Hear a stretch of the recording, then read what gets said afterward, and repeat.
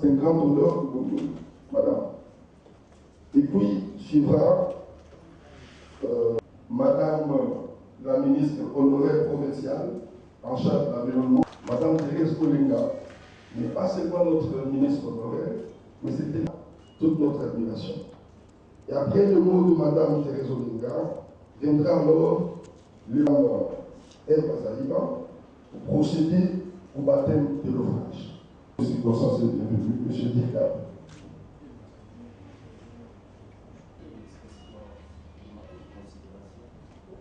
Distingués invités, mesdames et messieurs, et nous encourageons les efforts des scientifiques, nous allons s'est engagé dans ce combat, raison pour laquelle nous sommes ici présents, raison pour laquelle ce que je pourrais dire encore lors de mon propos. Merci beaucoup, monsieur le modérateur. Excellence, madame la vice-première ministre en charge de l'environnement et du débat, du professeur, collègue Nguenga Fulgence, intitulé La communication environnementale au milieu. Le ministère de l'Environnement et Développement durable entraîne des conséquences graves de divers horizons, mettre sur pied des stratégies, chacun dans son domaine. Il s'agit de la communication pour le changement de comportement. Comme nous le savons, en République démocratique du Congo. Comme nous le... des lois qui font défaut. Lorsqu'on parle de mentalité, on fait à des traditions qui se perpétuent au fil des années et qui s'érigent. On parle de changement social, car l'objectif ultime de ces personnes vivent, certes, sous la pression des normes sociales et culturelles pour le développement, et devrait être considéré comme référence, et je vous remercie. Changement de comportement, ce qui doit faire espérer au Congrès d'aboutir. Excellence, madame le vice-premier ministre, excellent n'est pas une mince affaire. Oui, il me sera difficile en pareil temps, surtout si je dois considérer les publications, de présenter un homme de 50 ans, 57 ans, professeur associé à l'Université catholique du Congo. Il était, ou il est en ces temps. Une excellente continuation pour aujourd'hui, pour demain, pour la RDC, pour les générations futures. Je rappelle, cet espace que nous est prêté. Il nous est prêté pour les générations futures. Et c'est un bébé qui est mental. Pour moi, c'est un grand honneur. Parce que successivement, je vais. D'abord, c'était un livre qui rassemblait les vocabulaires. Dans chaque jargon, dans chaque filière, il y a des jargons. Et puis, c'était vraiment constitue la troisième génération des droits, les droits collectifs, qui de plus en plus commencent à prendre de l'ampleur en lieu et place des maires dans tous les stades du pays. Je vois les membres du gouvernement ici, honoraires, mais ça demeure pas, les populations sont là. Et je vois les experts en toute matière. Au nom de tous les scientifiques, au nom de toutes les grandes dames ici présentes, vous êtes portés sur le plan d'application.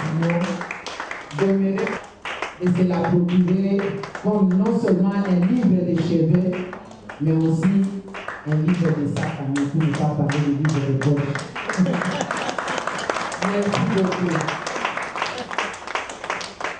D'ores déjà, je suis à tous les membres du cabinet, les directeurs du cabinet, en considération, mais ce qui est acheté, il y a un prix, il y a un sacrifice et il y a la peine de la garder. Et à l'église. En tout cas, cash ou souscription? Cash. Merci beaucoup. Docteur Anastasie Moye, honorable ministre, cash. $50. Merci beaucoup. Cash.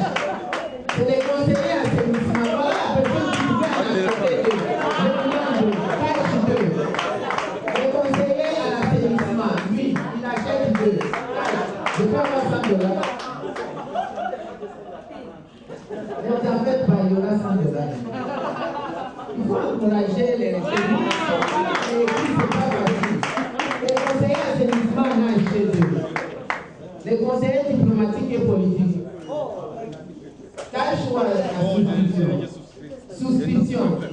Voilà. Notez, qui note? On note. Oui, vos pieds, je dis là, j'ai du mal à les prononcer. Tâche, oui, conseillère en charge des forêts et tourbières. Tourbières de forêt, des tourbières, il faut assainir les milieux. Voilà, et la jeune tâche. On y va. Le 2, honorable et gouverneur, cash, avocat. Merci beaucoup. Ils achètent cash les deux. Félicitations. Il faut les applaudir, nos doyens. Comme il fallait. Les conseillers en communication. La communication, environnement, milieu urbain. Non, cash. Il suffit pour 5. Cash. Non, 5. Donc, au lieu de cash, la distribution de 5 compense les cash. 1, 2, 3, 4, 5.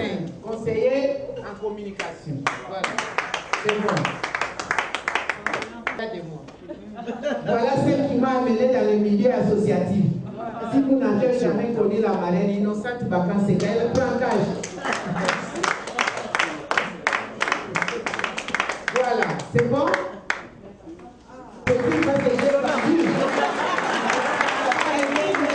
Merci beaucoup. Elle a pris combien? Les comptes devraient être bons. Hein? Bon, je ne suis pas financière, je ne sais pas. Je voudrais juste remettre. Il faut aider ma... à soutenir les efforts des scientifiques pour apporter des solutions, pour procurer ce document, donner la leçon aux jeunes générations de comprendre l'importance de la gestion de l'environnement. C'est avec beaucoup de plaisir que j'interviens ce jour. Il est donc question d'améliorer la qualité de la vie. Pour cela, il est nécessaire les normes, les cohérences et les comportements. C'est-à-dire qu'il est civilement marié. À l'université, sans être professeur des universités.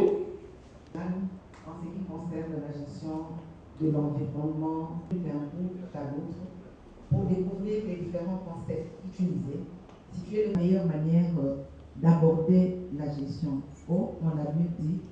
La ville de Kinshasa aujourd'hui regorge plusieurs problèmes d'insalubrité, parmi lesquels nous savons la gestion. À vous en procurer, à le lire.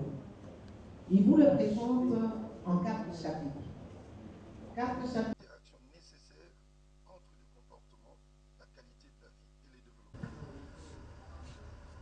C'est bon. Merci beaucoup pour cette journée particulière du baptême de ces nouveaux-nés dans les milieux non seulement de la culture, mais dans le milieu environnemental. Pour moi, c'est un grand honneur parce que successivement, je viens de baptiser 3 livres. Le 3e, ça sera cette grande réflexion. D'abord, c'était un livre qui rassemblait le vocabulaire environnemental. Parce que de plus en plus, il y a des scientifiques. Dans chaque jargon, dans chaque filière, il y a des jargons. Et puis, c'était suivi par le cadre juridique, la compilation de tout ce qu'il y a comme cadre juridique pour non seulement protéger et préserver l'environnement, mais vivre l'environnement. Parce que chacun de nous, nous sommes une solution quelque part en matière d'environnement. Nous avons non seulement les devoirs, mais aussi l'obligation d'avoir un environnement assaini. Et l'environnement constitue la 3e génération de droits, les droits collectifs, qui de plus en plus commencent à prendre de l'ampleur en lieu et place de première génération, droits civils et politiques, et ça talonne pratiquement la 2e génération des droits économiques, sociaux et culturels. Parce que si on ne vit pas dans un environnement sain, un corps sain, dans un esprit sain, si on n'a pas les droits économiques et sociaux pour la survie personnelle, on ne peut pas prétendre à des droits civils et politiques. Alors, c'est nouveau venu, la communication environnementale en milieu urbain. Justement, c'est un milieu urbain qui a beaucoup plus de pollution. C'est un milieu urbain que les gestes et les comportements de l'homme polluent son propre environnement. Et c'est là où nous devons absolument mettre l'accent. Et nous avons eu un fils de ces pays, le professeur Fulgence Mungenga, Tawanda, qui a pensé à mettre les doigts là où il le faut. Parce que nous avons donc ces devoirs et l'obligation, comme je vous ai dit. Cet ouvrage a commencé son aura dès aujourd'hui, parce que quand je vois cet auditoire composé non seulement de lui-même, le père géniteur, mais je vois des mères.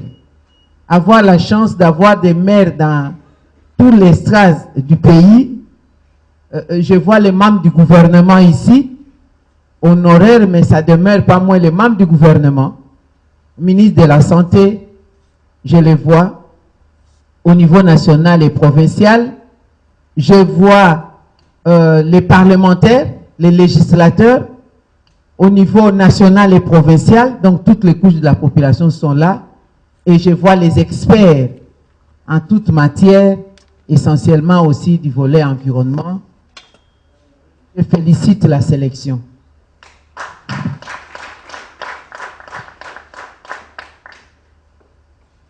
Je voudrais donc les bénir avec l'eau, parce que souvent on m'apporte du champagne, j'ai dit non. Le baptême, c'est avec l'eau. Par rapport à l'environnement, l'eau, c'est une grande symbole qui représente même l'assainissement. L'eau en elle-même, c'est un grand détergent. Donc, si aujourd'hui, la ville de Kinshasa est ce qu'elle est, je félicite Madame la ministre provinciale honoraire, Madame la sénatrice, qui n'a pas parlé de cette épithète, elle l'a tué pour ne pas en faire la publicité. L'eau va devoir nettoyer.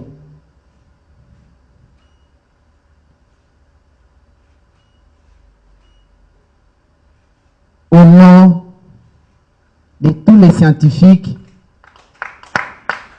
au nom de toutes les grandes dames ici présentes, vous êtes portés sur le front baptismaux, demeurez permanents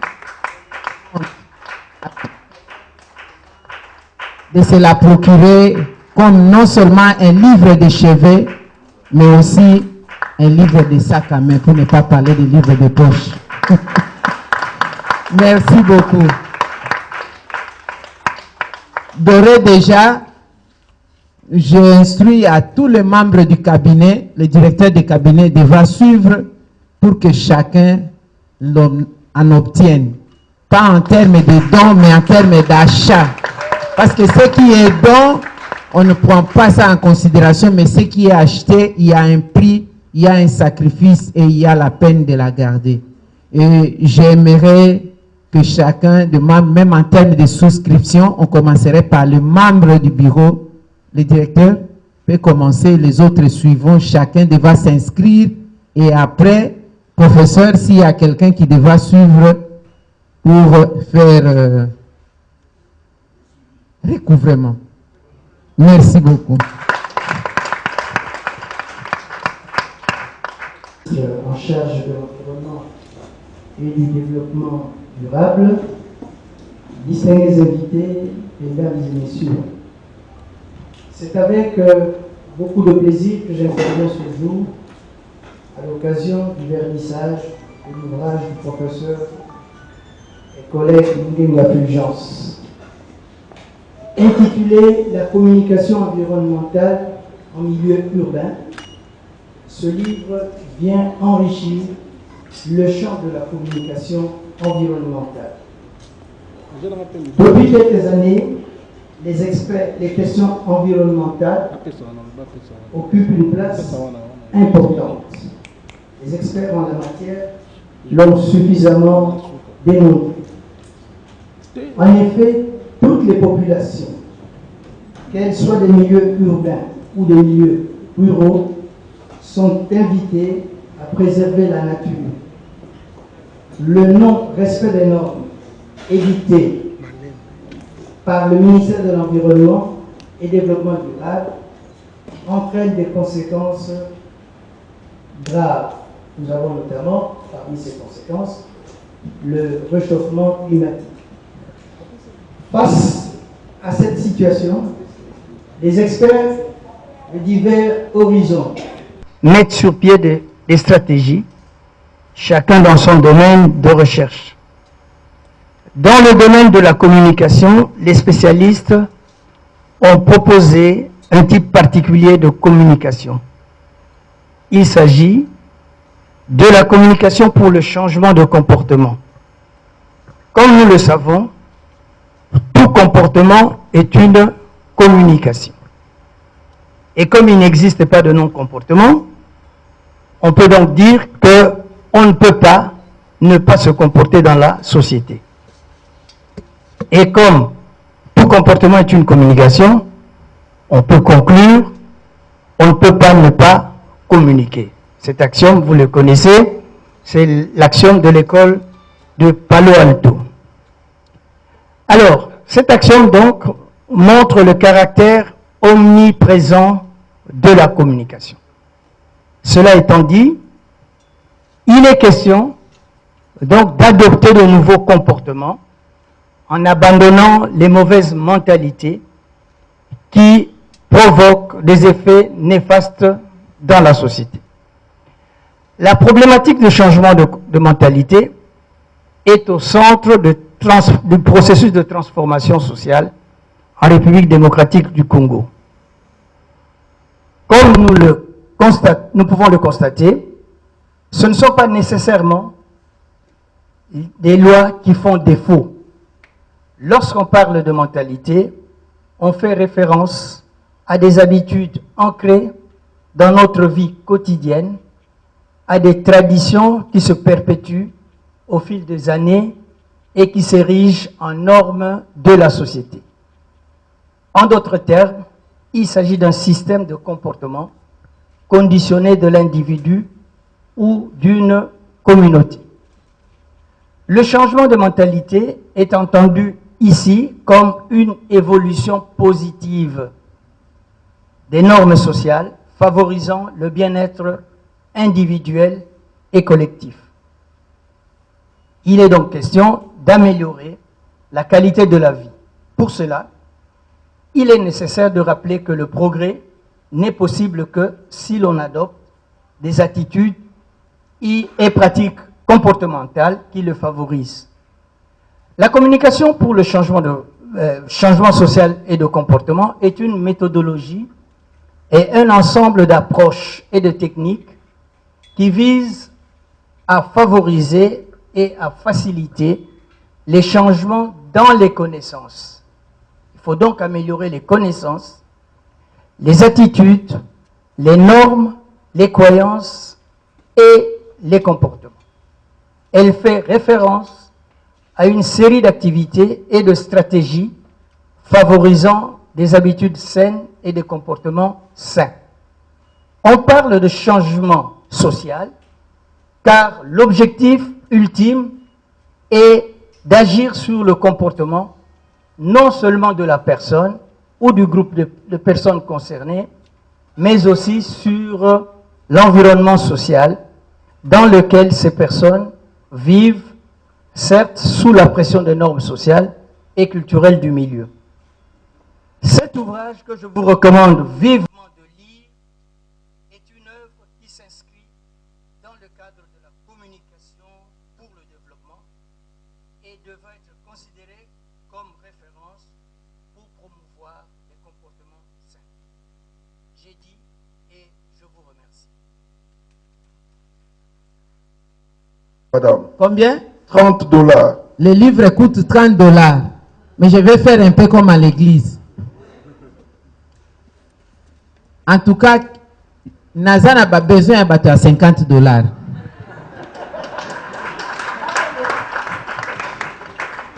Un bébé qui naît aujourd'hui vaut quand même quelque chose. Qui prend le livre à 50 $? C'est le directeur de cabinet adjoint. 50 $. C'est le directeur de cabinet. Il achète. Merci beaucoup. Voilà. Lui, il a acheté directement. Directeur de cabinet adjoint, écrivait. Il achète directement. Cash. 50 $. Vous pouvez prendre. Profitez-en pour... merci beaucoup. Souscription ou cash? Cash. C'est la conseillère en charge des projets. Cash ou souscription? Cash. Merci beaucoup. Docteur Anastasie Moleko, honorable, ministre, cash. 50 $. Merci beaucoup. Voilà. Non, non, c'est 50 $. Ok. La série continue. Vous savez le niveau Nabino.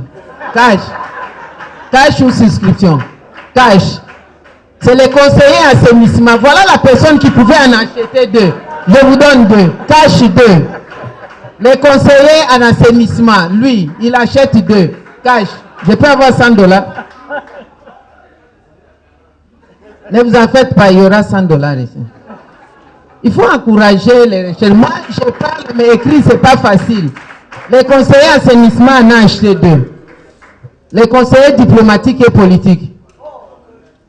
Cash ou à souscription? Souscription. Voilà. Notez. Qui note? Ingénieur Patrick Voile, conseiller, docteur. C'est ingénieur, docteur. Oui, vos PhD, là, j'ai du mal à les prononcer. Cash, oui, conseillère en charge des forêts et tourbières. Pour qu'il y ait des forêts et des tourbières, il faut assainir le milieu. Voilà, elle achète cash. On y va. Le 2, honorable et gouverneur, cash, avocat. Merci beaucoup. Ils achètent cash les 2. Félicitations. Il faut les applaudir, nos doyennes. Voilà. Ça va? Ah, c'est l'homme qu'il fallait. Les conseillers en communication. La communication, environnement, milieu urbain. Non, cash. Il souscrit pour 5. Cash. Non, 5. Bon, au lieu de cash, la souscription de 5 comporte les cash. 1, 2, 3, 4, 5. Conseiller. Voilà. C'est bon. Mayaya de moi. Voilà celle qui m'a amené dans les milieux associatifs. Si vous n'avez jamais connu la marraine Innocente Bakanseka, elle prend cash. Voilà, c'est bon? Je voudrais qu'on applaudisse tout le monde ici. Il faut aussi m'applaudir parce que j'ai vendu. Merci beaucoup.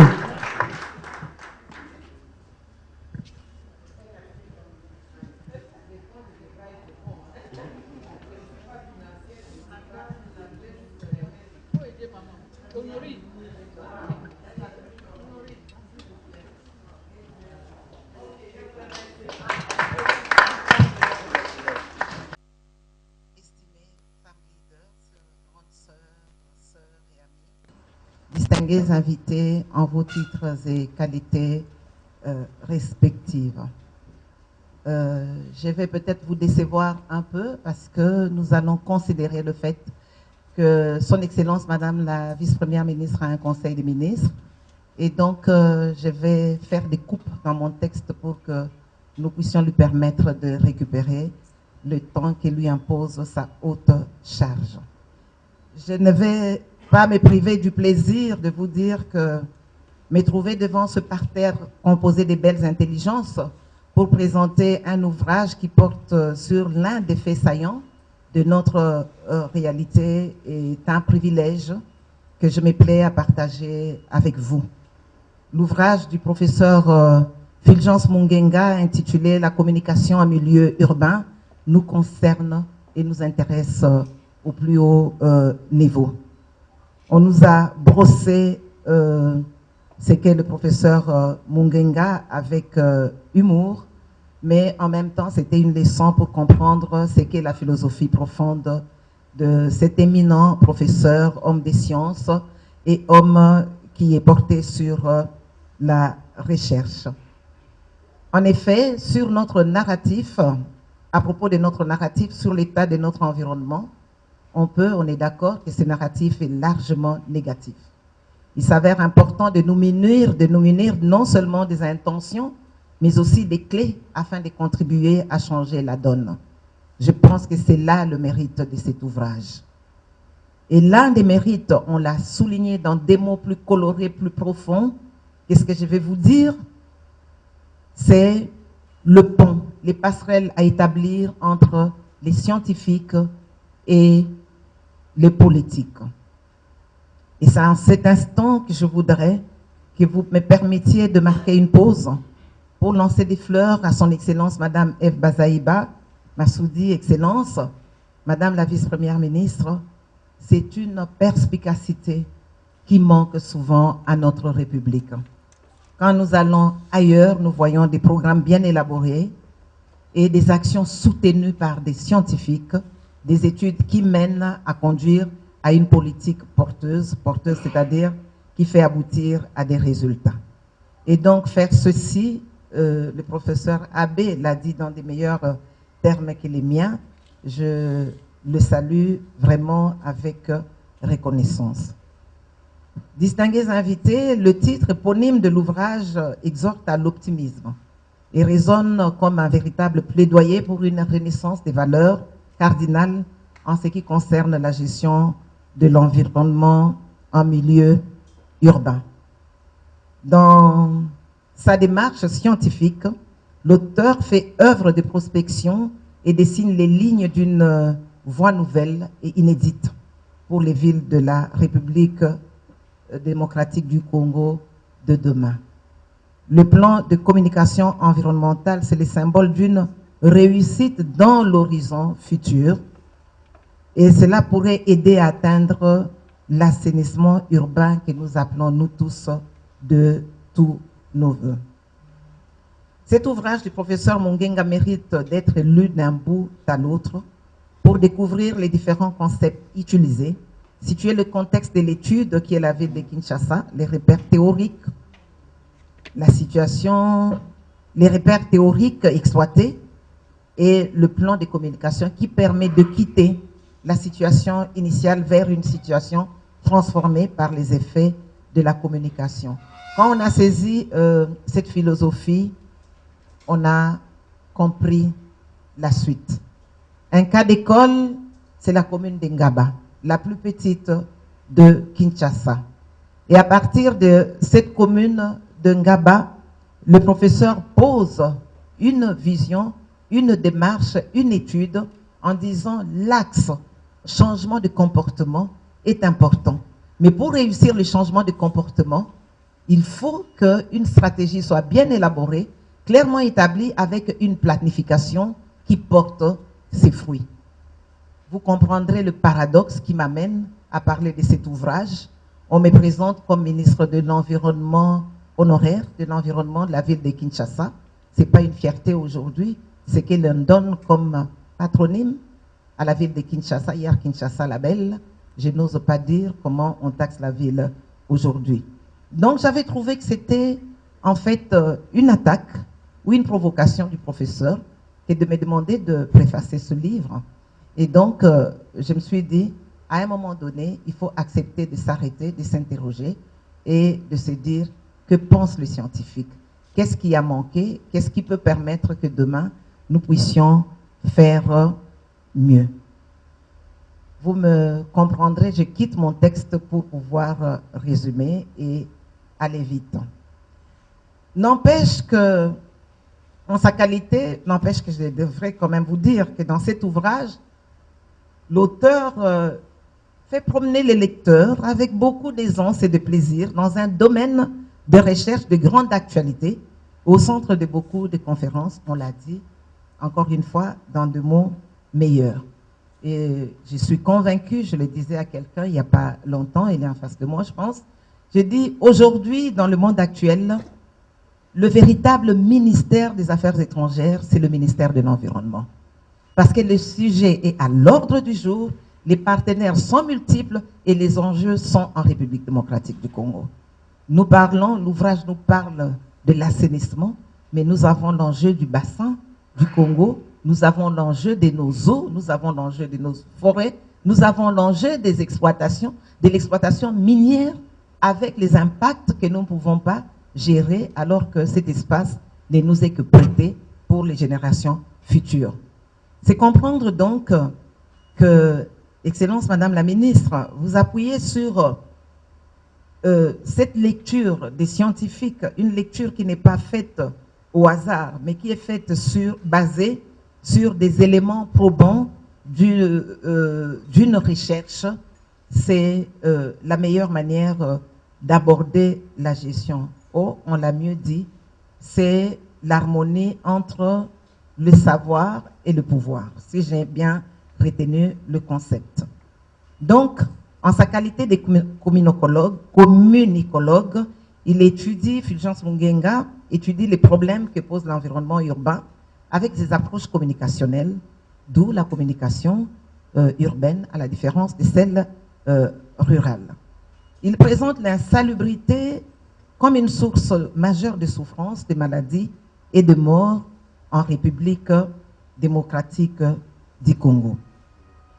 En bon ethnographe de l'environnement quinois, il révèle que la ville de Kinshasa aujourd'hui regorge plusieurs problèmes d'insalubrité, parmi lesquels, nous le savons, la gestion des déchets, les ordures, en particulier les ordures ménagères, le balayage des rues, curage des caniveaux, entretien des berges lagunaires, la divagation des souris, des cafards dans plusieurs maisons, etc.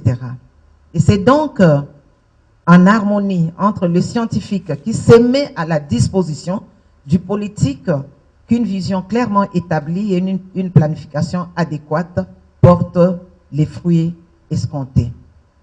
En effet, il le dit, je voudrais lire sa philosophie, mobiliser les individus et les communautés de façon significative et participative pour garantir l'adoption des comportements positifs en matière de santé fait partie des éléments cruciaux pour rendre, par exemple, notre ville Kinshasa la belle, comme on l'appelait Kinshasa la belle. Cette mobilisation nécessite une stratégie précise et claire pour identifier, persuader, convaincre et faire participer les individus et les divers groupes à la vision. Fulgence Mungenga présente une approche de résolution des problèmes pour faciliter la compréhension de l'impact d'une communication efficace en vue d'une réaction comportementale dans le contexte de l'insalubrité. Des idées forces de cet ouvrage se traduisent par ces convictions dans l'approche. Notre éminent auteur renseigne que discuter et promouvoir des initiatives de la communication pour la cause environnementale nécessite dès lors l'organisation d'un espace où les protagonistes ont la liberté d'exprimer leur point de vue sans contrariété et où eux-mêmes définissent les solutions aux questions environnementales. L'arbre à palabres, certes, mais ce n'est pas la solution pour harmoniser la communication dans le milieu urbain. Il préconise en revanche les réunions de groupe de chaque quartier, les mutualités comme les regroupements sportifs, etc. La communication est d'abord une question de l'espace et son succès est facteur de sa mise à profit.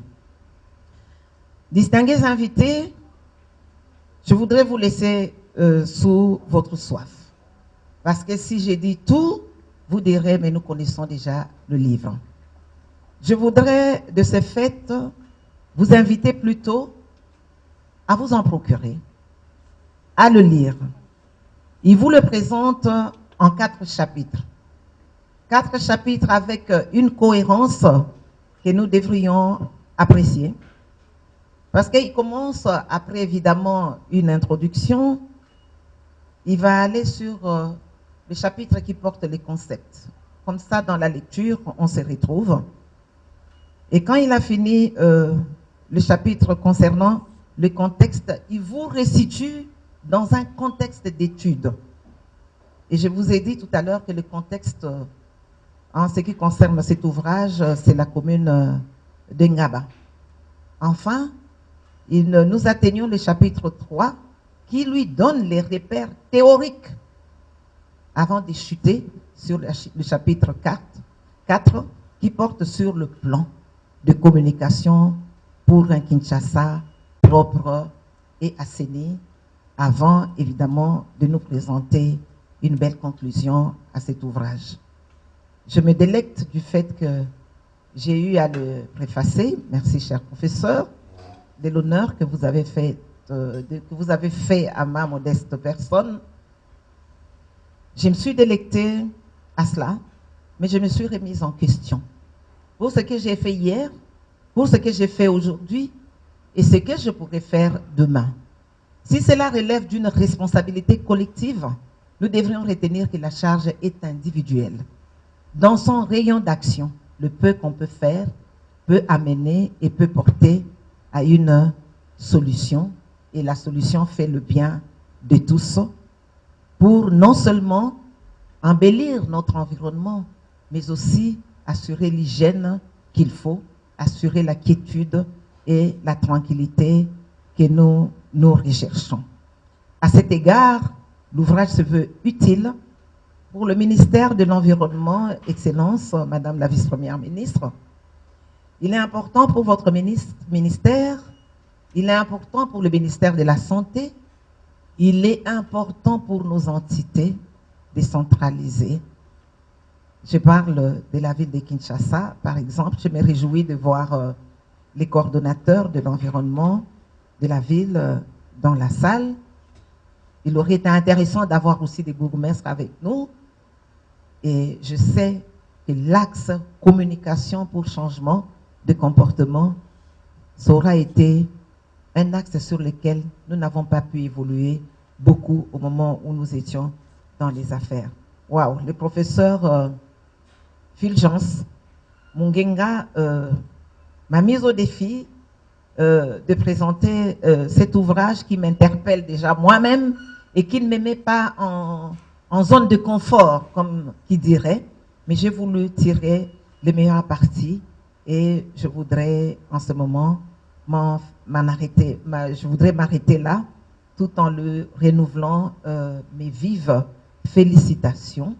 C'est une réponse pour l'Afrique en général, pour la République démocratique du Congo, pour nos villes en particulier et tout spécialement pour la ville de Kinshasa.